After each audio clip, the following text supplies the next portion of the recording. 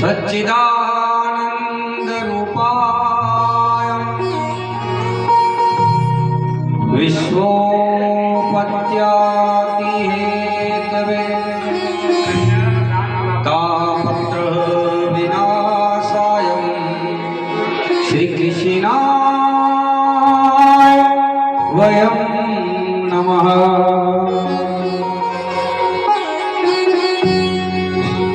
आइए सभी भक्तों जो दूर से आए हैं उन सबके चरणों में मैं कोटि कोटि प्रणाम करता हूँ और हमारे अतिथि जो हमारे सभी के चरणों में मैं अभिनंदन सत सत प्रणाम करता हूँ। ग्राम देवता, संतान देवता, पितृ देवता, इष्ट देवता, बजरंगबली के चरणों में मैं कोटि कोटि प्रणाम करता हूँ।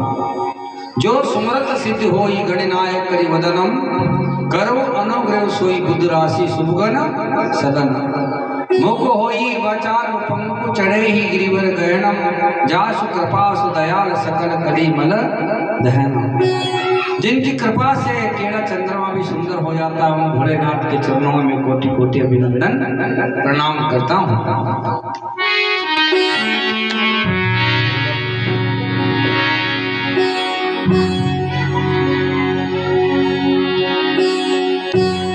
इस प्रकार से कल महादेव माता पार्वती का विवाह हुआ। अब कथा आती है समुद्र मंथन की, जिस समुद्र में से 14 रत्न निकले थे। देवताओं का ब्रह्मा जी के पास जाना, ब्रह्मा कृत भगवान का स्तुति। श्री सुखदेव जी कहते हैं परीक्षित 5वें मनुरथ थे रेवत। कौन थे? 5वें मनु रेवत थे। चौथे मनु तमास के सगे भाई थे। उनके अर्जुन, बलि, विंध्या आदि कई पुत्र थे।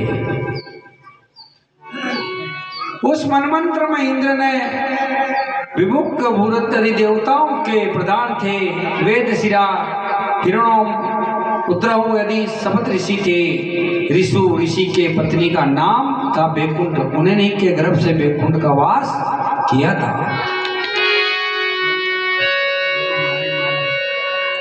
परीक्षित भगवान राजा परीक्षित ने कहा, भगवान ये कथा हमको विस्तार से सुनाइए।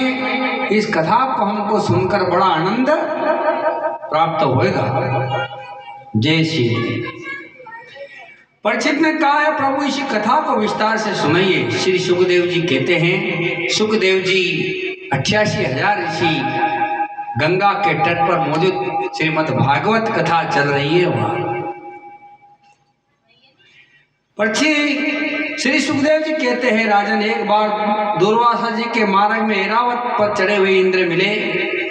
उन्होंने त्रिलोक के अधिपति जानकर दुर्वासा जी ने भगवान के प्रसाद की माला दी, किंतु इंद्र ने ईश्वर के मध्य से इसका कुछ भी आदर नहीं करे। उसे ऐरावत के मस्तक पर डाल दिया। ऐरावत ने उसे सूंड से मसल कर फेंक दिया।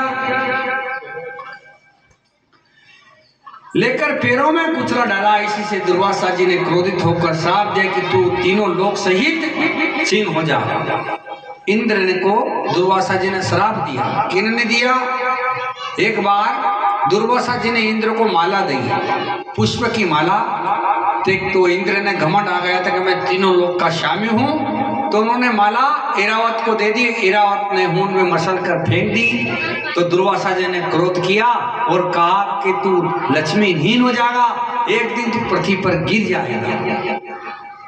इधर देखते शुक्राचार्य को पता चला कि शुक्राचार्य जी ने इंद्र को श्राप दे दिया। मान लो कहीं भाई भाई में अगर दराड़ा रहनी तो पड़ोसी देख ले, गांव का देख ले कि दो भाई युद्ध करिया है आपस में, तो क्यों नहीं फूट पटक दम। अगर भाई भाई में अगर एकता रहेगा तो जीवन में आप पराजित नहीं होंगे। तो वहां एक लकड़ी का जो भारा रहता है उसको बांध कर रखो, न खींचो तो नहीं खींचाएगा, न अगर जो बन टूटी हो नहीं तो बकरी जाएगा। तो इस प्रकार से ही भाई भाई को कभी नहीं लड़ना चाहिए, एकता से रहना चाहिए, तभी वो परिवार चलेगा। तो ऐसे इंद्र को श्राप मिला दुर्वासा ऋषि का। तो दैत्यों के राजा शुक्राचार्य जी को पता चला, तो राक्षसों ने जाकर कहा कि इंद्र को श्राप मिला। तो उन्होंने राजा बलि ने इन्होंने क्या किया, कथा आगे आती है।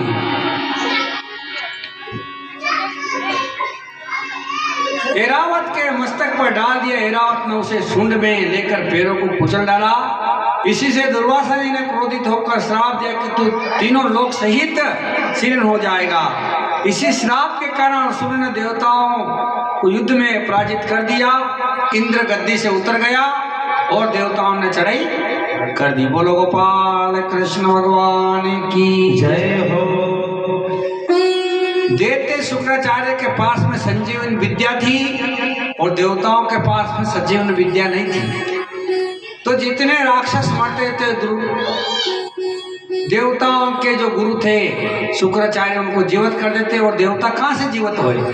तो इसलिए देवताओं साले ब्रह्मा जी के पास में गए सभी कि भगवान इधर तो राक्षसों तो मरते ही शुक्राचार्य जी उनको जीवित कर दे, संजीवनी बूटी है, अब हम क्या कर दो। भगवान ने राय दी कि तुम एक काम करो, राजा बलि से सलाह लो और समुद्र मंथो, वो से अमृत निकलेगा और वो अमृत हम पी अमर हो जाओ। बोलो गोपाल कृष्ण भगवान की जय।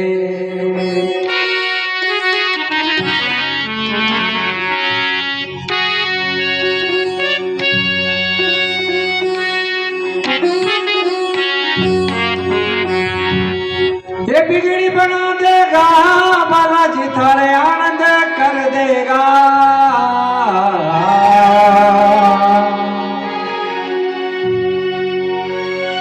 ये बिगड़ी बना देगा रे बालाजी, थारे आनंद कर देगा। कि बिगी बिगी चाल मारना रे ना, बालाजी थार जोड़ी भर देगा। बालाजी थार जोड़ी भर देगा।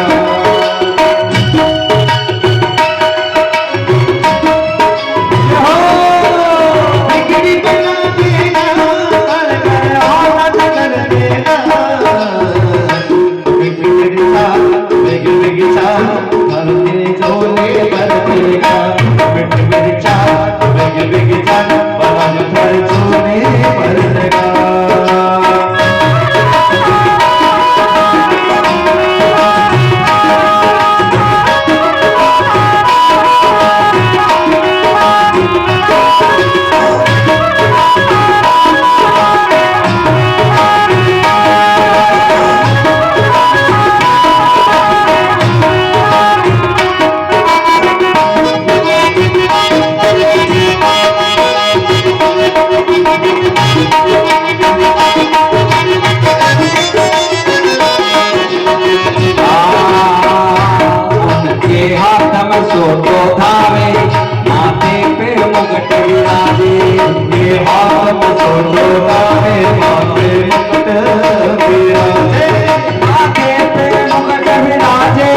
माथे पे मुकुट विराजे,